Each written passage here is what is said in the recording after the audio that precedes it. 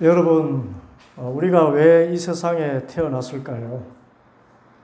왜 우리가 지금 이 세상에서 생명을 가지고 살아가고 있을까요? 이 삶의 존재에 관한 이 질문은 수많은 철학자들의 그 사고의 주제가 되었고, 세상 모든 사람들이 태어나서 한 번쯤은 진지하게 던져본 질문일 것입니다. 그래서 이 삶에 대한 많은 지혜가 쏟아져 나왔는데, 대부분의 철학자들과 지혜자들, 아니 세상 거의 모든 사람의 공통적인 답변이 있습니다. 그것은 행복입니다. 우리가 왜 이 세상에 태어났는가?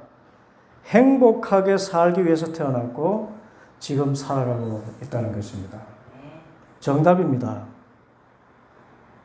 그런데 언제부터인가 이 삶의 이유에 대해서 답변이 살아있기 때문에 산다 하거나 심지어 죽지 못해 산다는 그런 안타까운 말이 쏟아져 나오고 있는 형국입니다. 그런데 성경은 우리의 삶의 이유와 목적을 분명하게 말씀하고 있습니다. 헷갈릴 이유가 없어요. 그것은 하나님의 영광을 위해서 산다는 것입니다. 그런데 하나님의 영광을 위해서 산다는 것 참 막연하고 뜬구름 잡는 것 같이 들립니다. 그런데 이 막연한 뜬구름 잡는 것 같은 이 말씀이 삶의 이유와 목적인 이유는 지구상에 살아간 수많은 그리스도인들이 이 목적을 위해서 살았고 또 그렇게 살았을 때 삶의 참된 행복을 누렸기 때문입니다. 그래서 사도 바울은 고린도전서 10장 31절에서 여러분은 먹든지 마시든지 무슨 일을 하든지 모든 것을 하나님의 영광을 위해서 하십시오 라고 말씀했고, 로마서 14장 8절에서는 우리는 살아도 주님을 위하여 살고 죽어도 주님을 위하여 죽습니다. 그러므로 우리는 살든지 죽든지 주님의 것입니다 고백했습니다. 이에 더해서 빌립보서 1장 20절에는 나의 간절한 기대와 희망은 내가 아무 일에도 부끄러움을 당하지 않고 온전히 담대해져서 살든지 죽든지 전과 같이 지금도 내 몸에서 그리스도께서 존귀함을 받으시라는 것입니다. 나에게는 사는 것이 그리스도이시니 죽는 것도 유익합니다 말씀을 했습니다. 왜 이렇게 말했을까요? 왜 하나님의 영광을 위해서 사는 것이 가장 고귀한 삶이고 행복이라고 말했을까요? 그것은 하나님의 영광을 위해서 살면 진짜 내 삶이 행복을 누리게 되고 나뿐만 아니라 나와 함께한 모든 사람 그리고 이 세상 모든 사람들에게 행복을 전할 수 있기 때문입니다. 여러분, 하나님의 영광을 위해서 살면 내 삶이 행복하고 모든 사람에게 행복하게 전할 줄 믿으시길 바랍니다. 오늘 그 말씀을 드리는 것입니다.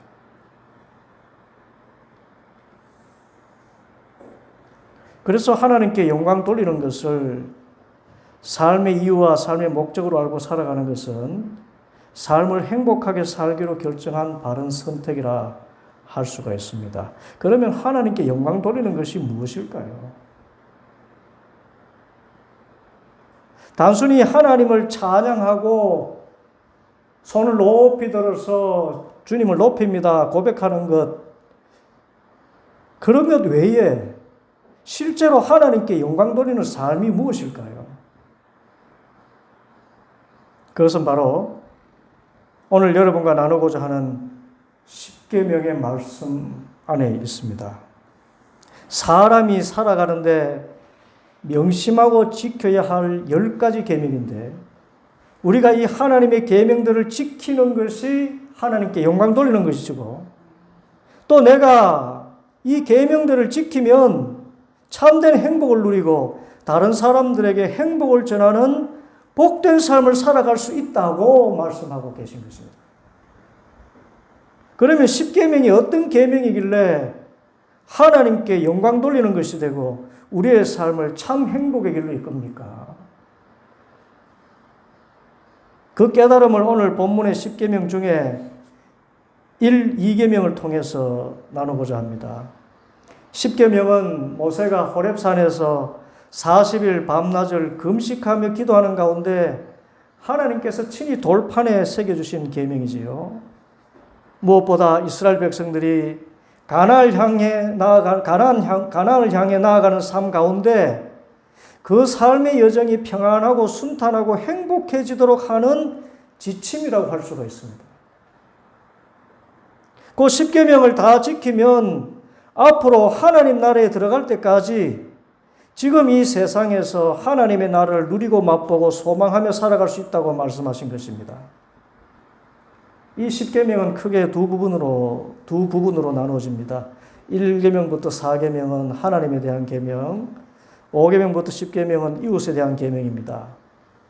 그런데 이 10계명을 한마디로 정의해 주신 분이 계십니다. 우리 주님 예수님이십니다. 어느 날 율법학자가 예수님께 주었습니다. 선생님, 율법 가운데 어느 계명이 중요합니까? 그러자 예수님께서 그에게 말씀하셨습니다. 네 마음을 다하고 네 목숨을 다하고 네 뜻을 다하여 주 너의 하나님을 사랑하라 하였으니 이것이 가장 중요하고 어떤가 하는 계명이다. 둘째 계명도 이것과 같은데 내 이웃을 네 몸과 같이 사랑하여라 한 것이다. 이 두 계명에 온 율법과 예언서의 본뜻이 달려있다.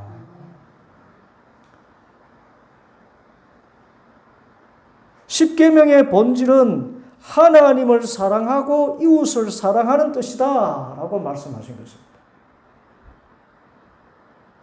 한마디로 사랑입니다. 우리가 하나님을 사랑하고 이웃을 사랑하면 내 삶이 행복해지고 내 가정과 이웃과 이 사회와 이 나라와 세계 모든 민족이 행복해진다는 것입니다.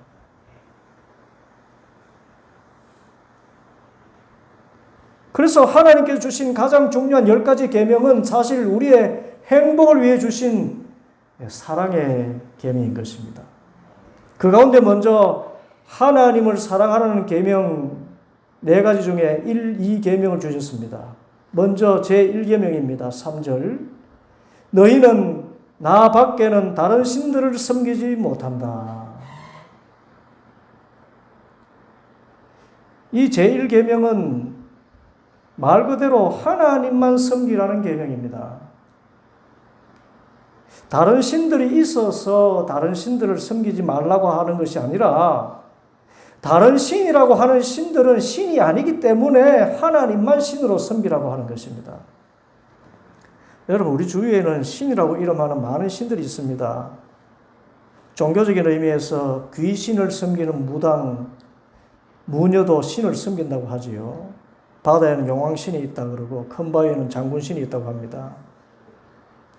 또 종교 가운데서도 같은 조상 아브라함의 후예라고 일컬어지는 유대교와 이스라엘에서도 하나님은 다릅니다. 유대교는 여호와라고 하고 이슬람은 알라라고 하지요. 일본에는 신이 마을마다 하나씩 있어서 수천 수만 개의 신을 섬깁니다. 사도 바울 당시에 그리스 아테네에도 신이 얼마나 많은지 심지어 그 이름이 알지 못하는 신이라는 이름을 가진 신도 있었습니다.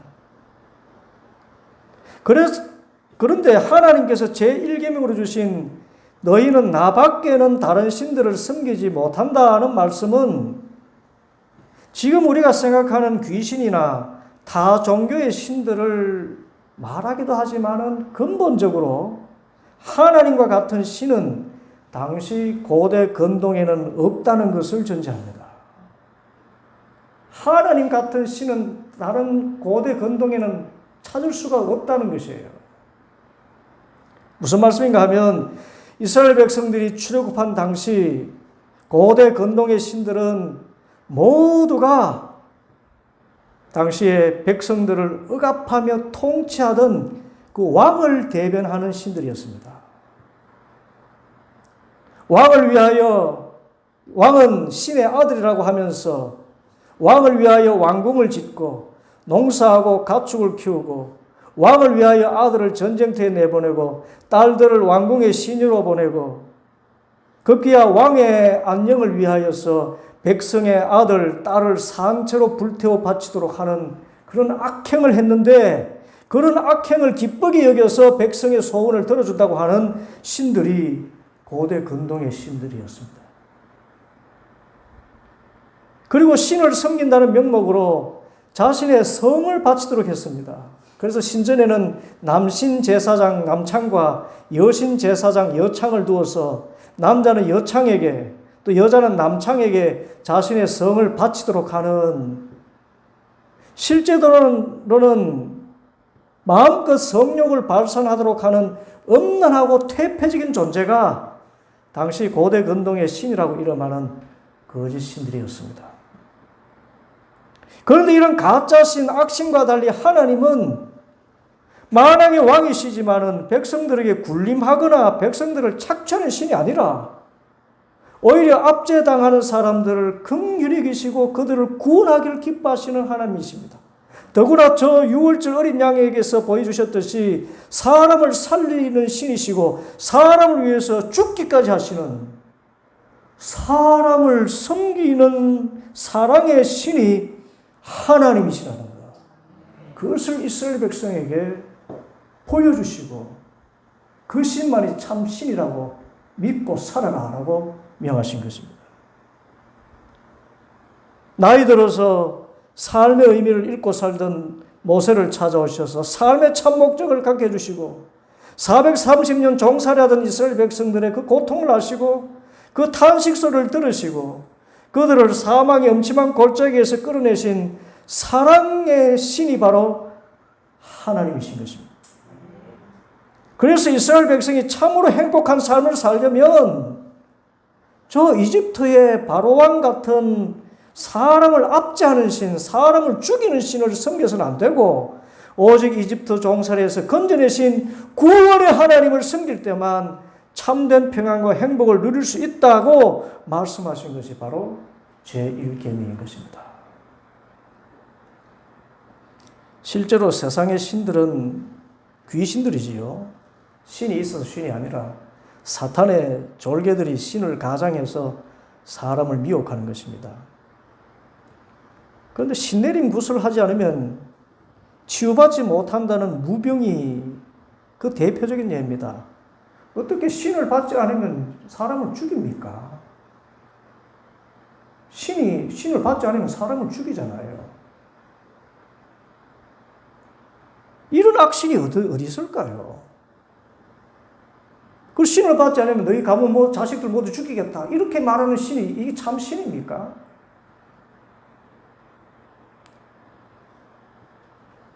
그리고 신의 도움을 받으려고 수억의 굿을 해야만 하는 그런 타락한 신이 어디 있습니까? 사람에게 베풀기는커녕 사람에게 수억을 그걸 제물로 바쳐야만이 그 소원을 들어준다는 이런 신이, 이런 타락한 신이 어디 있어요?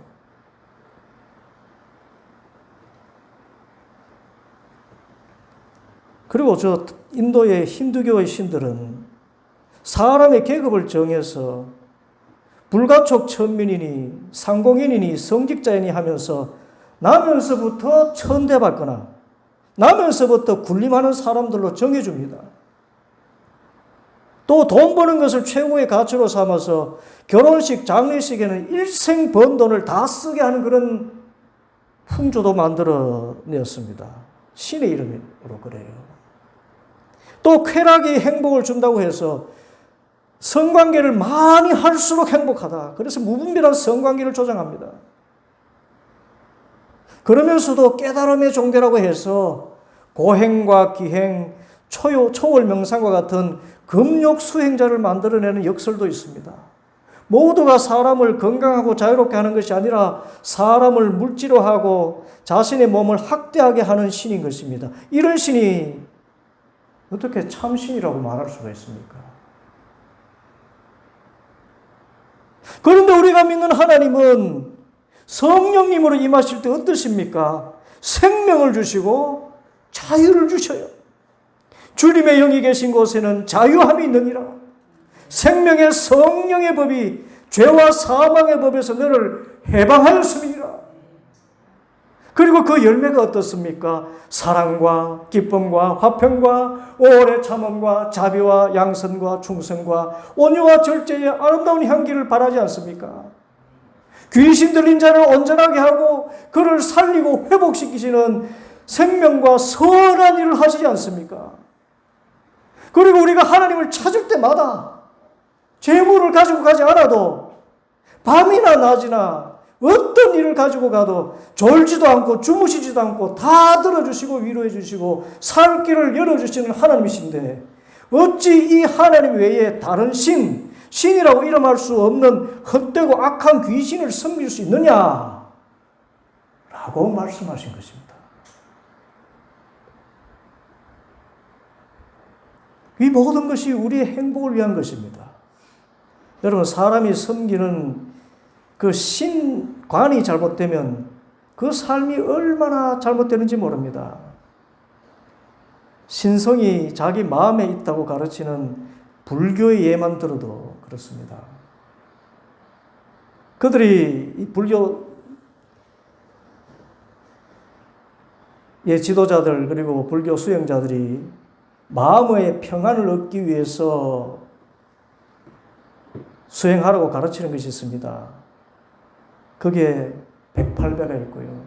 매일 새벽에 108, 여러분, 그냥 이렇게 인사하는 절이 아닙니다. 온몸을 바닥에 눕히는, 그걸 새벽마다 108번을 해요.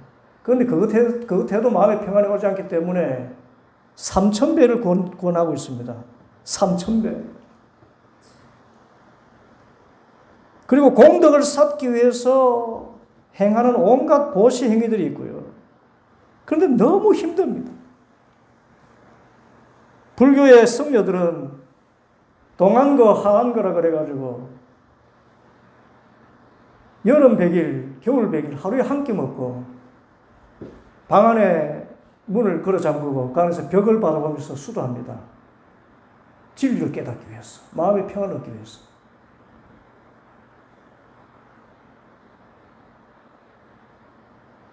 너무나 힘듭니다. 행복을 찾으려고 고행을 한다는 이런 역설을 진리로 말하는 종교가 이 불교나 힌두교 아닙니까? 그래도 불교는 석가모니의 가르침이 너무나 좋은 가르침이기 때문에 종교 철학으로는 더 이상 뛰어난 것이 없다 할 정도로 수준 높은 철학임에 틀림이 없습니다. 그런데 종교로서는 내 자신에게서 신성을 찾아낸다는 의미에서 불교는 참 불행한 종교를 하지 않을 수가 없습니다. 수천 배를 하고 방 안에서 그렇게 100일 동안 하루 한 끼 먹고 그렇게 벽만 바라보고 살아도 아직도 깨달음을 얻지 못했다 그래요. 성녀들 만나서 물어보세요. 당신에게서 참 신성을 발견했습니까? 아직도 멀었습니다. 참된 평안을 아직 맛보지 못하고 있다는 거예요. 종교 철학이 이 정도인데 사람을 가위 눌리게 하고 그거 풀기 위해서 닭 잡고 돼지 잡고 수억의 돈을 뿌려야 하는 귀신을 섬기는 것이 어떻게 행복의 길을 할 수가 있습니까? 그래서 이런 거짓신, 악신과는 근본적으로 구별되는 하나님이 참신이심을 십계명의 서문에서 말씀하신 것입니다. 2절, 나는 너희를 이집트 땅에서 종살이 하던 집에서 이끌어낸 주 너희의 하나님이다. 이런 신은 하나님 외에 없었고 지금도 없고 앞으로도 없습니다. 하나님만이 사람을 사랑하시고 사람을 살리시고 사람을 섬기시고 나아가 사람을 위해서 죽으시기까지 하시는 사랑의 신이신 줄 믿습니다. 그래서 하나님만이 사람의 행복을 위한 참신이시고 하나님만 섬길 때 비로소 그 삶은 하나님의 보호와 위로와 살리시는 생명을 인해서 참된 행복을 누리게 되는 것입니다. 그래서 너희는 나밖에는 다른 신들을 섬길 수 없다고 계명으로 주신 것이에요. 우리의 행복을 위한 것입니다. 제2계명도 마찬가지입니다. 4절, 너희는 너희가 섬기려고 위로 하늘에 있는 것이나 아래로 땅에 있는 것이나 땅 아래 물속에 있는 어떤 것이든지 그 모양을 본떠서 우상을 만들지 못한다. 너희는 그것들에게 절하거나 그것들을 섬기지 못한다. 나 주 너희의 하나님은 질투하는 하나님이다. 나를 미워하는 사람에게는 그 죄값으로 본인뿐만 아니라 3, 4대 자손에게까지 벌을 내린다. 그러나 나를 사랑하고 나의 계명을 지키는 사람에게는 수천 대 자손에 이르기까지 한결같은 사랑을 베푼다. 여러분 어떻습니까? 아멘을 했는데 갑자기 하나님이 무서워지지 않습니까? 그래서 말씀을 제대로 배워야 됩니다. 제2계명은 한마디로 우상 숭배하지 말라는 말씀이지요. 그런데 여러분 우상이 무엇입니까? 사전에 보면 우상은 인간에 의하여 만들어진 신이나 사람 등 경배되거나 찬양되는 물건이라고 합니다. 우상이 뭐라고요? 물건이라고 해요. 우상은 물건입니다. 신이라고 만들었지만 물건이라는 뜻입니다. 같은 의미에서 제2계명은 신학적으로 형상금지 명령이라고 합니다. 무슨 말인가 하면 하나님은 영이시기에 보이지 않으시고 사람이 형상화할 수 없는 존재라는 뜻입니다. 그리고 하나님을 보이는 물건으로 형상화하면 하나님을 물건으로 만들어버리는, 또 그 물건에 묶인 한계를 지닌 존재로 만들어버리는 신성모독이라는 것입니다. 온 우주 만물을 창조하신 하나님을 그 가운데 어떤 기이하게 생긴 나무가 그 신이라고 이야기해버리면 여러분 이런 어처구니 없는 일이 어디 있습니까? 이런 모독이 어디 있어요?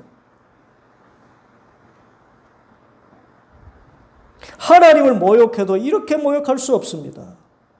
온 우주 만물을 창조하신 하나님이시고 온 우주 가운데 안 계신 곳이 없으신 하나님이신데 이 전능하시고 무소부재하시는 하나님을 어찌 동물의 형상에 묶어놓고 해와 달과 나무의 형상에 묶어놓을 수 있습니까? 하나님을 무시해도 이렇게 무시할 수는 없는 것입니다. 그래서 전능하시고 무한하신 하나님이 지으신 피조물과 같이 취급하거나 피조물의 형상에 묶어놓는 것은 죄요, 악이라는 것을 깨달은 의미에서 우상을 만들지 말라고 하신 것입니다. 더군다나 그 우상에게 절하거나 섬긴다면 이보다 더 어리석은 것이 없지요. 여러분 우상이 무엇이라 했습니까? 다시 말하지만 신이라고 만들었지만 물건입니다. 사람이 자기가 만들어 놓고 그것이 자신의 삶의 행불행을 좌우할 신으로 섬기는 것보다 어리석은 일이 어디 있습니까?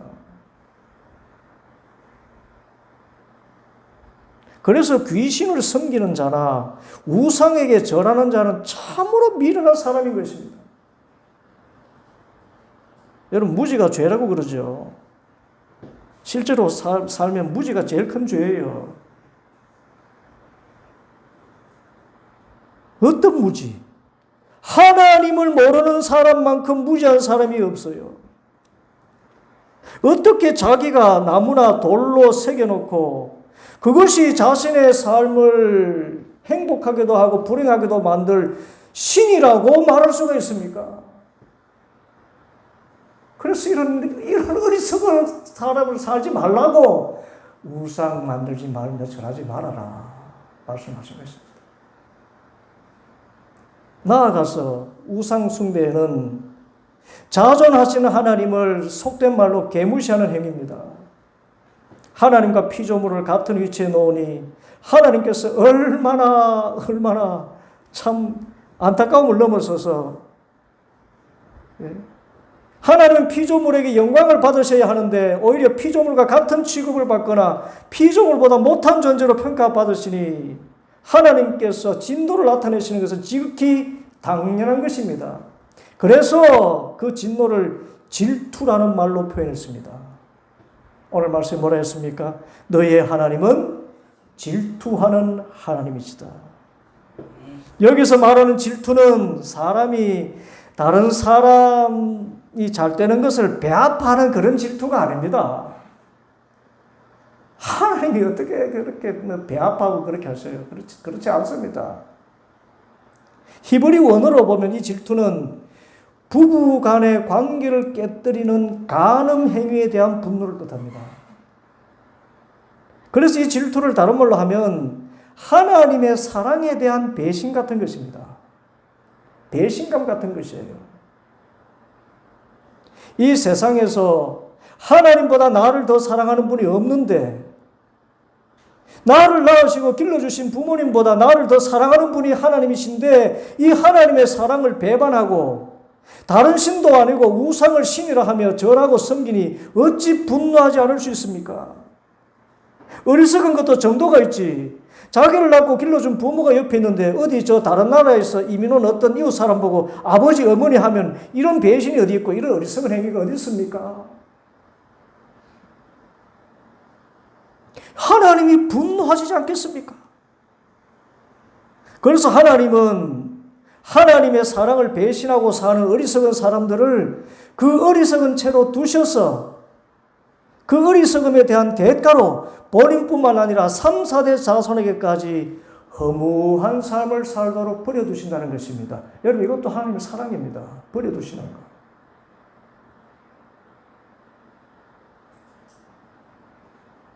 우리의 책임적인 존재로서 우리를 존중하시는 거예요. 그러시면 그 결과는 허무입니다. 3, 4대까지 허무가 미치는 것입니다. 그 어리석음과 허무한 것이 미치는 것입니다. 이것이 우상 숭배에 대한 벌입니다. 허무한 삶을 사는 거예요. 어리석은 삶을 사는 거예요. 반대로 하나님을 사랑하고 하나님만이 참신이심을 알고 하나님의 말씀대로 살아가는 사람은 사랑의 하나님의 그 은혜의 보살핌을 받아서 수천 대 자손에게까지 이르게 행복한 삶을 살게 되리라 선언하신 것입니다. 이것이 우상 숭배 금지 명령입니다.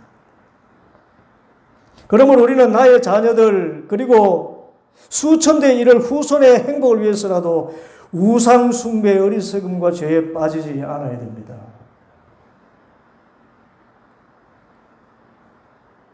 그리고 이 우상 숭배는 돌이나 나무로 깎아 만든 것뿐만 아님을 성경이 이야기합니다. 우상은 물건이지요.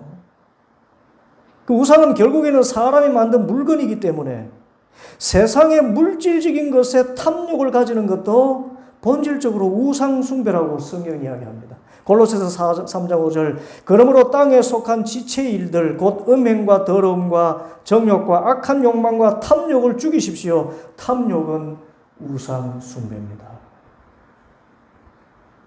땅에 속한 것, 물건, 정욕, 재물에 대한 탐욕은 다른 말로 하나님의 위치에 이들 세상에 속한 것을 올려놓는 것과 같은 우상 숭배라는 것입니다. 이 우상 숭배는 어리석기 거지없어서 참신이신 하나님의 사랑에서 멀어진 매우 어둡고 불행한 삶으로 이어질 수밖에 없다고 하는 것입니다. 요한일서 2장 15절 여러분은 세상이나 세상에 있는 것들 사랑하지 마십시오. 누가 세상을 사랑하면 그 사람 속에는 하늘 아버지에 대한 사랑이 없습니다. 우상을 숭배하고 있는데 어떻게 하나님의 사랑이 그 마음속에 있을 수 있어요? 세상 탐욕에 빠지면 실제로 우리는 행복하지 못합니다. 세상 탐욕에 빠지면 감사가 없어지잖아요. 항상 불안과 긴장밖에 없습니다. 가진 것이 잃어버릴까 하는 긴장, 불안. 또 자기가 욕심을 가지고 있는 것을 얻고자 하는 그 긴장. 우상 숭배자가 불행한 이유가 같습니다. 그것은 아무리 채워도 채워지지 않는 소울 같은 것입니다. 탐욕을 살면 채워도 안 채워져요. 아침 안개같이 잠시 있다가 사라지는 헛된 것입니다. 죽을 때 어느 하나도 가지고 갈 수 없는 것들입니다. 결코 우리에게 영원한 생명을 주지 못하는데 이것을 하나님처럼 나에게 영원한 생명을 줄 것이다라고 생각하며 살아가는 것, 이 탐욕 아닙니까? 이것만큼 어리석은 것이 어디 있겠습니까? 우리는 사랑의 하나님을 참신으로 섬기는 사람들이고 하나님만 섬기면 행복하게 되는데 하나님 아닌 것을 하나님처럼 섬기니 어떻게 하나님의 사랑이 그 안에 거하겠습니까? 그래서 하나님께서 계명으로 주신 것입니다. 너희는 너희가 섬기려고 세상의 것들을 본떠서 우상을 만들지 못한다. 그러면 자자손손 허무하고 불행한 삶을 살게 된다. 참된 행복을 누리길 원한다면 참신, 사랑이신, 생명이신, 능력이신 하나님만 섬기고 이 세상에 어떤 것도 하나님 대용품으로 두지 말라. 세상 우상에 빠지면 가짜에 실망하고 가짜에 속고 가짜의 모든 것을 잃게 된다. 그러니 너는 하나님만 섬겨라. 그 말씀하신 것입니다. 그 어느 때보다 하나님보다는 세상을 사랑하는 풍조가 만연한 이때입니다. 이때 우리는 세상의 그 어떤 것도 신이라 이름할 만한 가치가 없다는 것. 그리고 그런 것들은 결국 우리의 삶을 황폐하게 만드는 헛된 신인 줄 알고 오직 하나님만이 참 신이시며 우리를 살리시고 우리를 섬기시고 우리를 위해 죽기까지 하시는 사랑의 하나님이심을 믿고 이 사랑과 능력이 무한하신 하나님만 사랑하고 섬기는 성도들 되기를 바랍니다. 그래서 주님 주시는 그 참된 행복을 누리고 하나님 섬기는 이 행복을 온 세상에 퍼져나가게 하는 참 하나님의 자녀들로 살아가는 복 있는 성도들 다 되기를 간절히 바랍니다. 기도하겠습니다.